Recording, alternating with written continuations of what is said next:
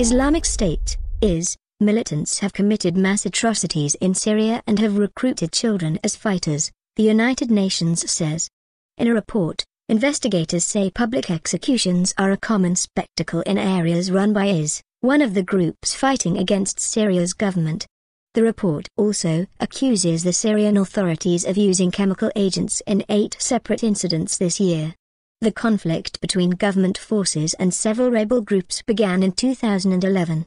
Some 200,000 people have died since then. Horrific torture. The UN report details abuses by the Syrian government and several of the armed groups fighting it. The report says the Syrian Air Force has used barrel bombs on civilian neighborhoods. In some instances, there is clear evidence that civilian gatherings were deliberately targeted by government forces, the investigators said. In government prisons, detainees were subjected to horrific torture and sexual assault.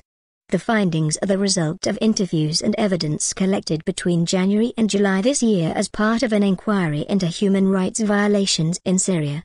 Among the other allegations of war crimes committed by the Syrian government of President Bashar al-Assad was the use of suspected chlorine gas, a chemical agent, in 8 separate incidents in April and May of this year. The period covered in the report coincides with the growth of IS in Syria. The group seeks to create an independent Islamic State in an area that stretches across Syria and Iraq. It has attracted jihadists from across the region, as well as fighters from Western countries including the UK and the US.